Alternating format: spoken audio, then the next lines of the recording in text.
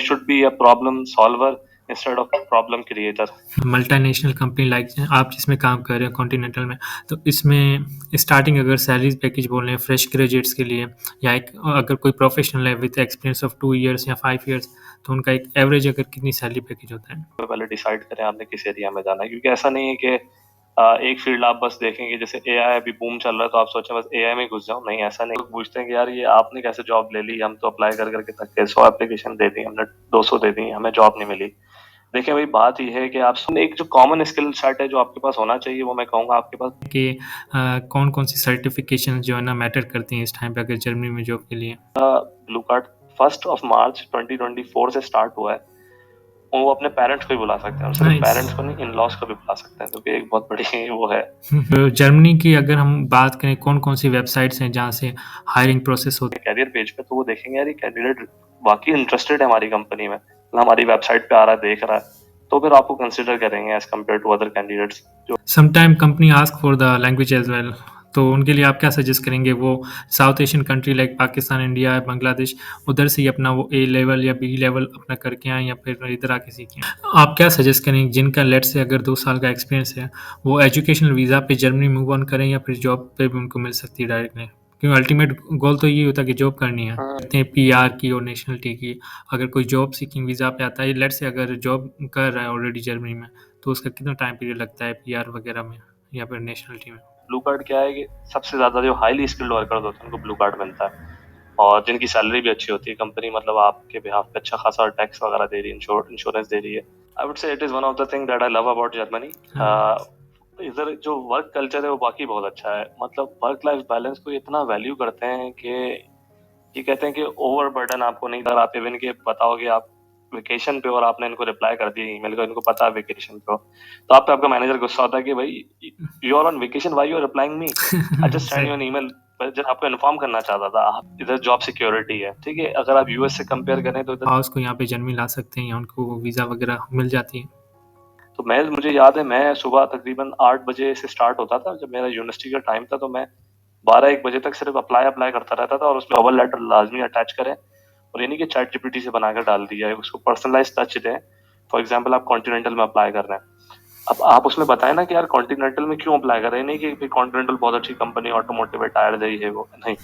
आपने बताना है कि फाइनल पैनल इंटरव्यू होता है, जो कि मेरा हुआ था 3 घंटे का, और उसमें उन्होंने मुझसे काफी कुछ पूछा।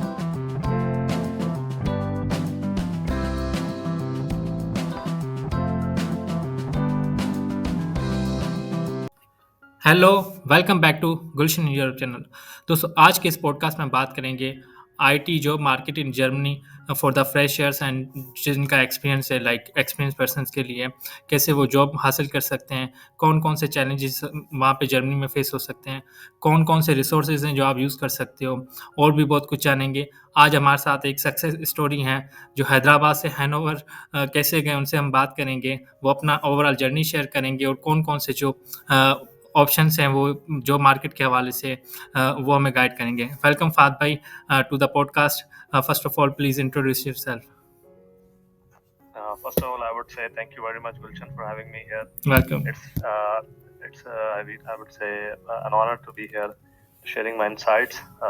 It's always great to see like people like you making such videos, informative sessions, to share the insights of experienced professionals to the people of our home countries, like South Asian countries, especially.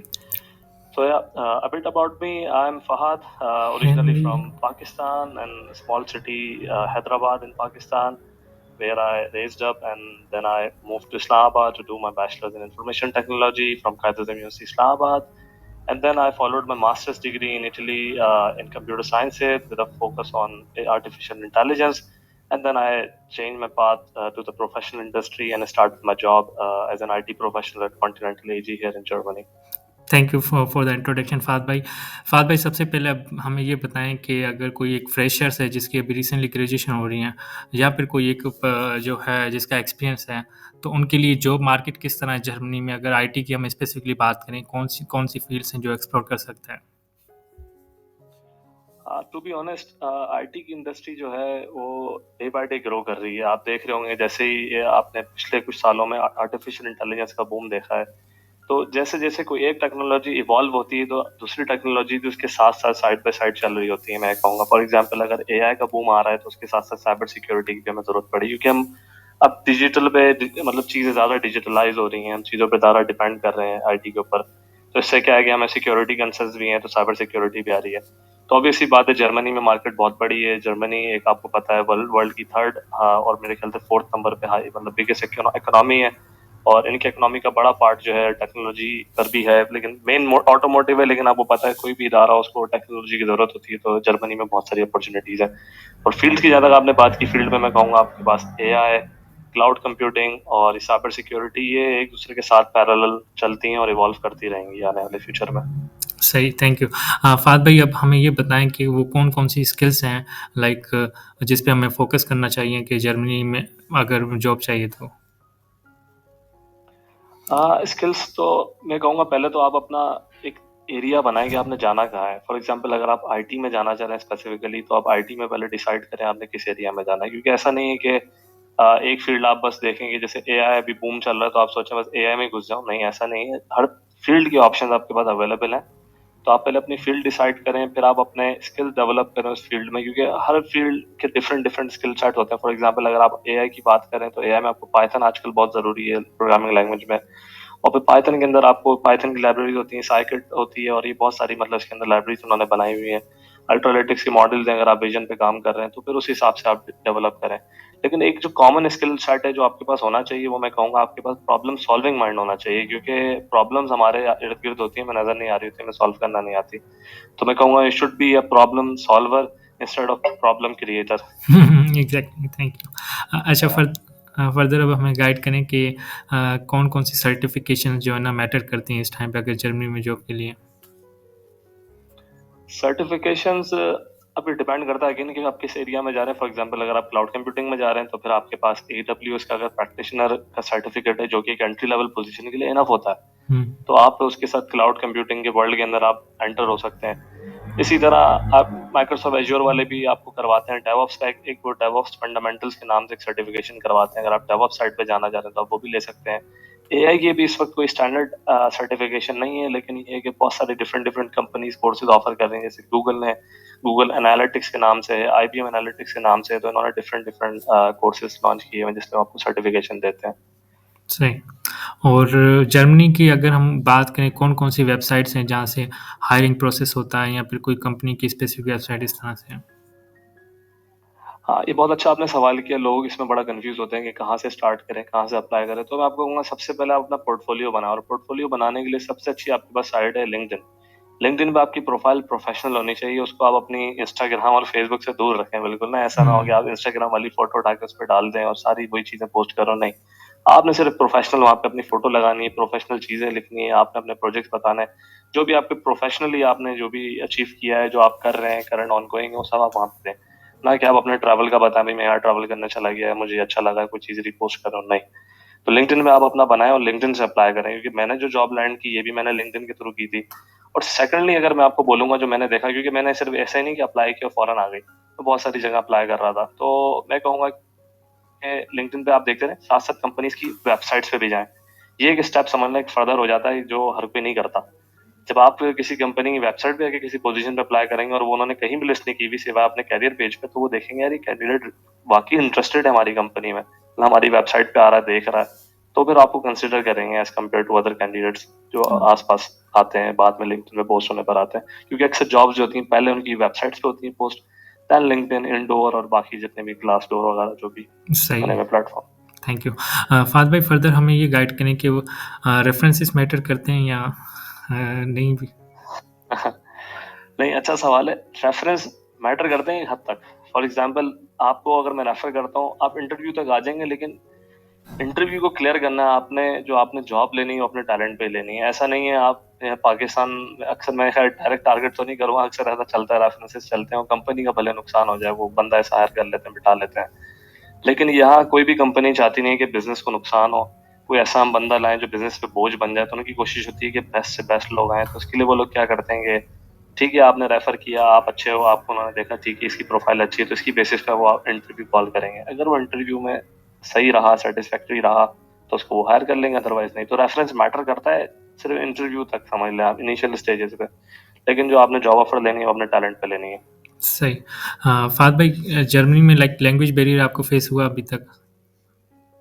यहाँ पर company जो हाँ है वो ये ये अच्छा सवाल है। देखें, कंपनी की अगर मैं बात करूं, कंपनी में नहीं हुआ, क्योंकि continental is a multinational company. इधर जो है वर्किंग लैंग्वेज जो हमारी वो इंग्लिश है।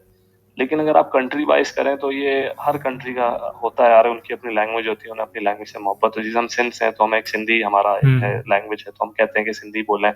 तो इसमें कोई बुराई नहीं है अगर आप जिस एरिया में रहना उसकी लैंग्वेज सीखें, बल्कि ईजी हो जाता है। जैसे कि नॉर्मल पब्लिक जो इतनी नहीं पढ़ी लिखी होती उनसे कम्युनिकेट करने में, और जो छोटे मतलब जैसे फॉर एग्जांपल आप किसी स्टोर पे जा रहे हैं, जो लोग होते हैं जिन्होंने इतनी एजुकेशन नहीं ली, तो उनसे कम्युनिकेट करने में आपको एक बड़ी हेल्प हेल्प मिलती है। मतलब इसकी बेसिस पे डिस्क्रिमिनेशन नहीं कहूंगा मैं डायरेक्टली होता है, लेकिन ये कि जाहिर है अपनी लैंग्वेज पे लोग कंफर्टेबल फील करते हैं तो वो आपसे ज्यादा बात कर जाते हैं।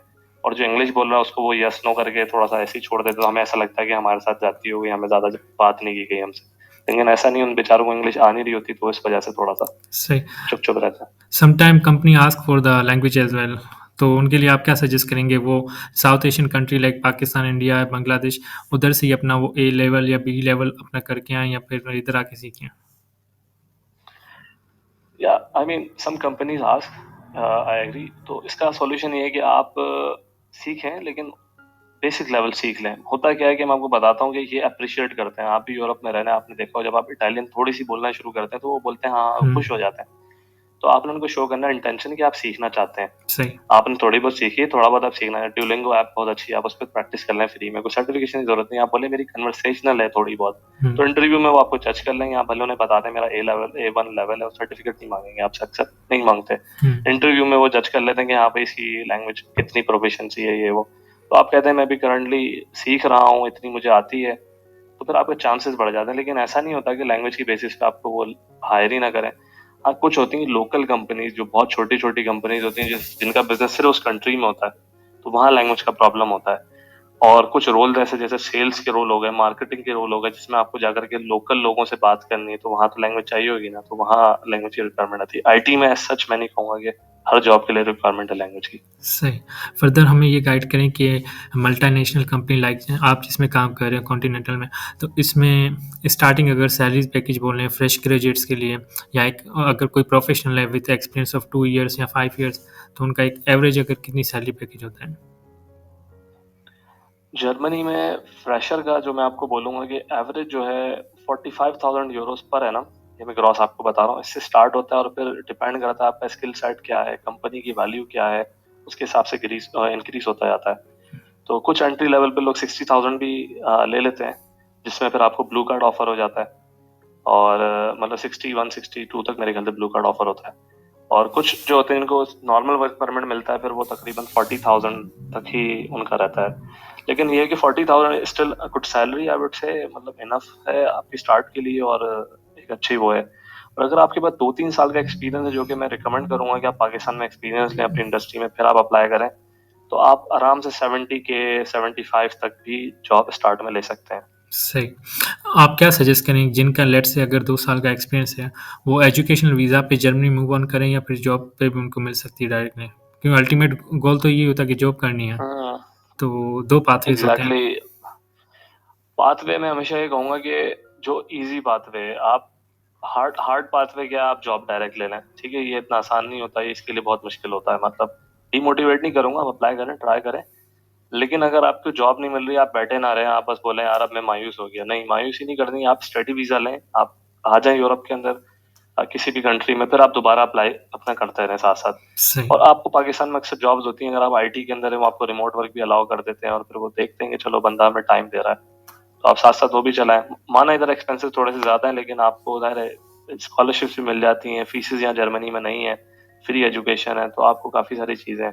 एज मतलब होता है। आपको स्टेप आउट करना पड़ेगा कंट्री से, मैं कहूंगा। जब आप बाहर निकलेंगे, इधर आएंगे, तो फिर वो भी देखेंगे कि हाँ बंदा इधर आया हुआ, तो उनके लिए भी थोड़ा सा इजी सही। होगा आपको प्रोसेस ऑनबोर्डिंग करना। सही। फर्दर अब हम बात करते हैं पीआर की और नेशनलिटी की।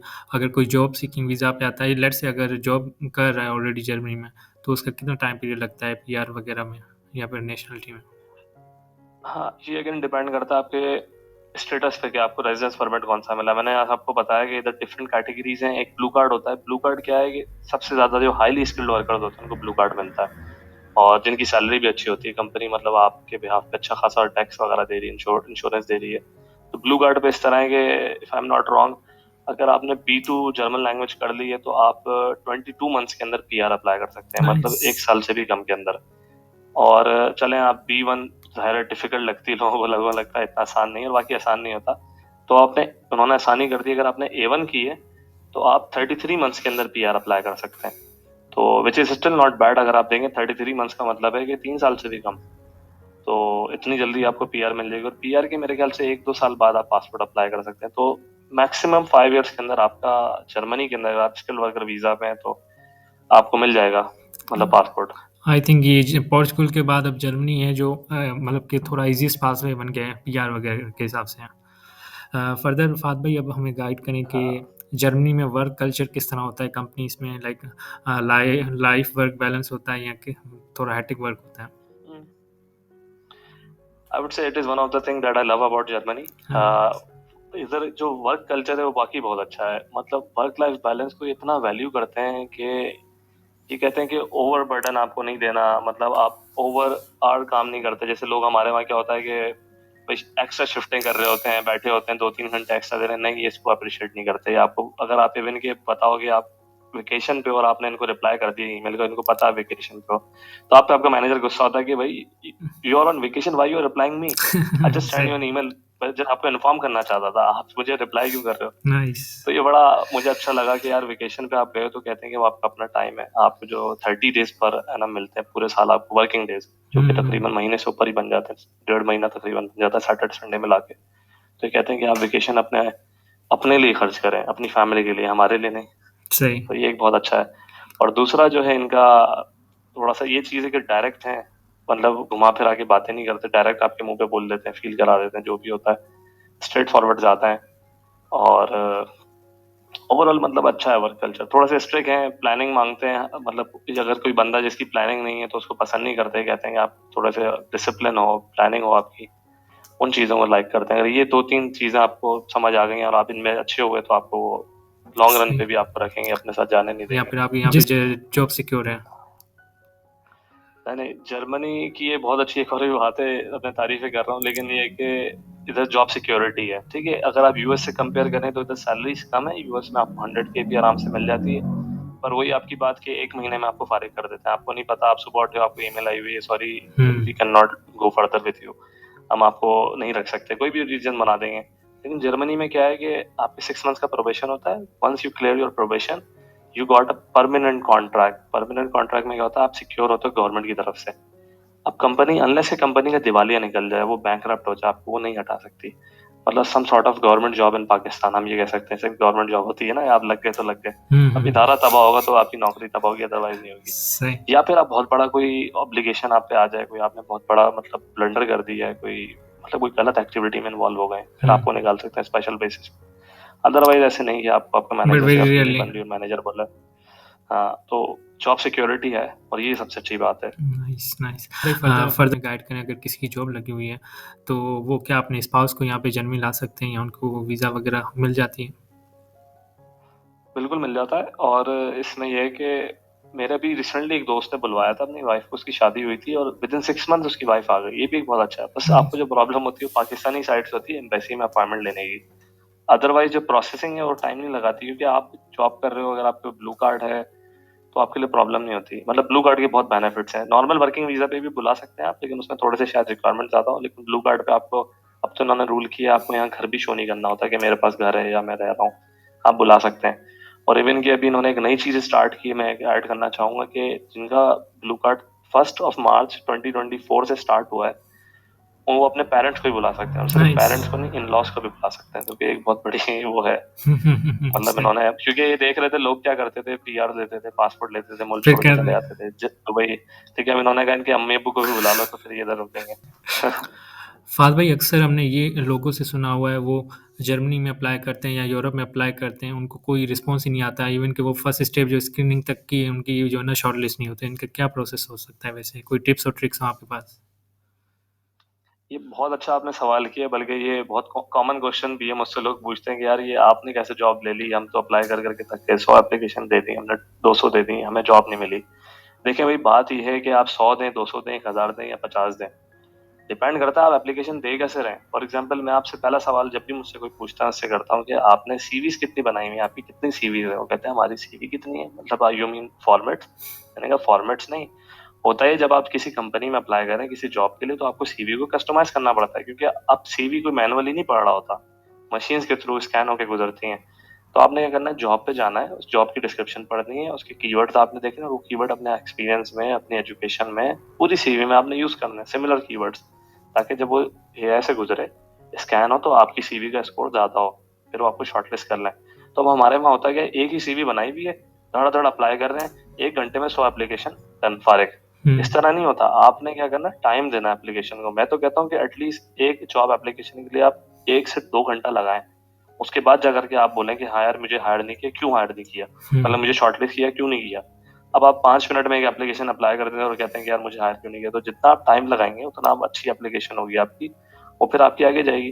तो मुझे याद है, मैं सुबह तकरीबन 8 बजे से स्टार्ट होता था, जब मेरा यूनिवर्सिटी का टाइम था, तो मैं 12-1 बजे तक सिर्फ अप्लाई अप्लाई करता रहता था, और उसमें ही मैं 2-3 में ही अप्लाई कर पाता था। तो ये बड़ा डिफरेंस है। और दूसरा ये कि आप कंपनी की वेबसाइट पे जाएं, जैसे मैंने पहले कहा कि जब आप उनकी वेबसाइट पे अप्लाई करेंगे तो वहाँ आपको थोड़ा ज्यादा चांसेस मिलेंगे। और दूसरा कि कवर लेटर लाजमी अटैच करें, और ये नहीं कि चैट जीपीटी से बनाकर डाल दिया है, उसको पर्सनलाइज टच दें। फॉर एग्जाम्पल, आप कॉन्टिनेंटल में अप्लाई कर रहे हैं, अब आप उसमें बताएं ना कि यार कॉन्टिनेंटल में क्यों अप्लाई कर रहे हैं, नहीं कि कॉन्टिनेंटल बहुत अच्छी कंपनी, ऑटोमोटिव है, टायर दे, है वो नहीं। आपने बताना है कि आपके ये प्रोजेक्ट चल रहे हैं, मैंने इसके बारे में रीड किया और मुझे लगता है कि ये मेरे फ्यूचर गोल्स के हिसाब से अलाइन होते हैं, और ये आपकी न्यूज़ है, आपने इसमें इतनी प्रोग्रेस कर ली है, आप, मुझे लगता है आगे भी जरूरत होगी, आप इस पर काम करेंगे, तो मुझे लगता है मैं इसमें कंट्रीब्यूट भी कर सकता हूँ, नाइस। सीख भी सकता हूँ। तो उन्हें पता लगेगा कि यार इसने मेरी कंपनी को रीड किया है, मेरी न्यूज़ को देखता ही नहीं कि सिर्फ अप्लाई कर रहा है, तो फिर वो देखेंगे पैशन और आपको ले लेंगे। Nice, interesting. फाज भाई, फर्दर अब हमें गाइड करें कि आप सीवी की आपने बात की और कवर लेटर की बात की, तो ये क्या यूरो पास फॉर्मेट होना चाहिए या फिर कोई भी नॉर्मल फॉर्मेट में भी फाइन है? नॉर्मल फॉर्मेट भी फाइन है। यूरो पास को मैं पर्सनली पसंद नहीं करता, मतलब ठीक है, लेकिन यूरो पास ना करें आप एक टेम्पलेट यूज करें, इस पर स्टैनफोर्ड यूनिवर्सिटी का टेम्पलेट कहते हैं, आप इसमें लगा भी दीजिएगा कि स्टैनफोर्ड यूनिवर्सिटी का टेम्पलेट है, बहुत बेसिक सा है, यूएस का टेम्पलेट है, उसमें कोई मतलब कलरफुल नहीं है, कोई इमेज नहीं है, कुछ भी नहीं है। इमेज लगा सकते हैं आप, लेकिन ना लगाएं, बेहतर है। और आप बस उससे, आपका सब ऊपर हेडर होता है, फिर नीचे वो आपने इस तरह आप सर्च करेंगे, गूगल करेंगे, तो स्टैनफोर्ड यूनिवर्सिटी का टेम्पलेट मिल जाएगा। भाई, ओवरऑल अगर हम हायरिंग प्रोसेस की बात करें, अगर फ्रेशर्स की जिस तरह आपने यहाँ पे हंटिंग की या कोई एक्सपीरियंस होता है, तो ओवरऑल कितने स्टेप्स होते हैं, like from like interviews to आपकी वहाँ पे आके कितना टाइम लग जाता है जॉब? स्टेप्स काफी होते हैं। देखें, मेरी जो हायरिंग हुई थी, मुझे यहाँ तक आता था 7-8 महीने लग गए थे प्रोसेस होते होते। तो उसमें हुआ था, पहले तो सीवी शॉर्टलिस्ट होती है आपकी, सीवी के बाद फिर वो आपको टेस्ट भेजते हैं ऑनलाइन, मतलब डिपेंड करता है, कंपनीज टू कंपनीज वैरी करता है, लेकिन नॉर्मल जो स्टैंडर्ड प्रोसेस है वो यही है कि आपको पहले आपकी स्क्रीनिंग होगी, सीवी आपकी हो गई, ठीक है, आपको टेस्ट देंगे ऑनलाइन, जो कि आपने खुद ही देना है ऑनलाइन बैठ के। आप वो टेस्ट क्लियर करते हैं तो आपको अक्सर कॉल इंटरव्यू आती है, मतलब यहाँ कॉन्टिनेंटल में तो अक्सर आपको एचआर कॉल करती है, फिर फोन पे वो आपसे इंटरव्यू लेते हैं, वैसे फेस टू फेस नहीं होता, वो कॉल पे ही आपसे पूछते हैं, या तो एमएस टीम पे कर लेंगे इस तरह, मतलब। तो वो उस पे पूछते हैं आपसे कि भाई आपने कोई बिहेवियरल क्वेश्चन होंगे, कुछ सिनेरियोज देंगे आपको सिचुएशंस बताएंगे। बेसिकली होता है क्या, वो आपकी सीवी वेरीफाई कर रहे हैं। अब आपने सीवी में लिख दिया कि भाई मैं सोसाइटी का प्रेसिडेंट था फॉर एग्जांपल, और आप नहीं थे। अब वो आपसे कोई कहानी, मतलब कोई सवाल पूछ रहे हैं आपसे कि भाई लीडरशिप हुई हो या आपने कोई चीज मैनेज की हो, और आप वहाँ कुछ और एग्जांपल दे रहे हो और वो आपकी सीवी से मैच ना कर रही हो, तो उन्हें पता लग जाएगा ये बंदा गलत बयानी कर रहा है, तो वो आपको नहीं आगे लेके जाएंगे। लेकिन अगर आप सच सच बताएंगे, जो आपने लिखा है सीवी में मैच करेगा, तो आपका वो कॉल इंटरव्यू क्लियर हो जाएगा। देन वो आपको, अगर आपका टेक्निकल है, फॉर एग्जांपल कोडिंग आप करते हैं, मतलब आपने कोई ऐसी पोजीशन जिसमें सॉफ्टवेयर इंजीनियर की, फॉर एग्जांपल, उसके लिए आपको हो सकता है टेक्निकल टेस्ट हो जाए। तो टेक्निकल का लेवल डिपेंड करता है कितनी बड़ी पोस्ट है। अगर ज्यादा कोडिंग चाहिए तो आपको कोडिंग का टेस्ट हो जाएगा, अदरवाइज जैसे आपसे ऊप के नॉर्मल क्वेश्चंस हो गए, डेटा स्ट्रक्चर्स के हो गए, और नेटवर्क सिक्योरिटी के जो कंप्यूटर साइंस के नॉर्मल क्वेश्चंस होते हैं वो होंगे। फिर उसके बाद आपका एक फाइनल पैनल इंटरव्यू होता है, जो कि मेरा हुआ था 3 घंटे का, और उसमें उन्होंने मुझसे काफी कुछ पूछा भी था कंपनी के बारे में, उन्होंने खुद भी बताया था, डिफरेंट डिफरेंट लोग आ रहे थे, मतलब ब्रेकआउट रूम समझ लें आप, वो बार बार सही। आते थे, पूछते थे, 2-2 3-3 बंदे, तो वो बड़ा अच्छा एक्सपीरियंस था। तो मतलब आप समझ लें 3 से 4 स्टेजेस तो होती हैं। ठीक सही। है, ठीक हो गया। फ़ाद भाई, अब जो जर्मनी में अप्लाई करना चाहते हैं, चाहे वो स्टूडेंट, प्रोफ़ेशनल्स या फिर विद एक्सपीरियंस हों, तो उनके लिए क्या एडवाइस देंगे? जी। एडवाइस मेरी यही है कि आप अप्लाई करना चाहते हैं, आप सिंसियरली अप्लाई करें और स्ट्रेटेजिकली करें। एक स्ट्रेटेजी बनाएं, ऐसे नहीं कि आप अप्लाई करते हैं उठा करके, बस आपने जॉब देखी हो जल्दी जल्दी। मसला क्या है हमारा, हम बहुत तेजी करना चाहते हैं, हर चीज जल्दी चाहते हैं। आप थोड़ा सा टाइम दें, एप्लीकेशन को पढ़ें, मैंने आपको बताया, उस कंपनी को स्टडी करें, फिर कवर लेटर में बातें डालें। तो आपको मैं यही दो एडवाइस दूंगा कि आप उसको पहले तो सिंसियरली अप्लाई करें और स्ट्रेटेजिकली अप्लाई करें। दो वर्ड आप अपने ध्यान में रख लें, इनको फॉलो करें। आप कहीं भी अप्लाई करें, यूनिवर्सिटी में करें, कंपनीज में करें, आपको इंशाल्लाह ताला सक्सेस होगी। थैंक यू सो मच फ़ाद भाई आपके टाइम के लिए, और आई ये होप वेलकम। ये सेशन व्यूअर्स के लिए हेल्पफुल रहा होगा। अगर आपको ये वीडियो पसंद आई हो तो लाइक करें, शेयर करें। जो भी जर्मनी या किसी भी यूरोप की कंट्री में हंटिंग करना चाहते हैं, ओवरऑल तकरीबन चीज़ें सेम ही होती हैं, बस ये कि थोड़ा बहुत डिफरेंस होता है। तो मज़ीद ऐसी वीडियोज़ के लिए चैनल को सब्सक्राइब करें। मिलते हैं किसी नए पॉडकास्ट में, किसी नए गेस्ट के साथ, किसी नए टॉपिक पे। तब तक मुझे इजाज़त दें। Thank you.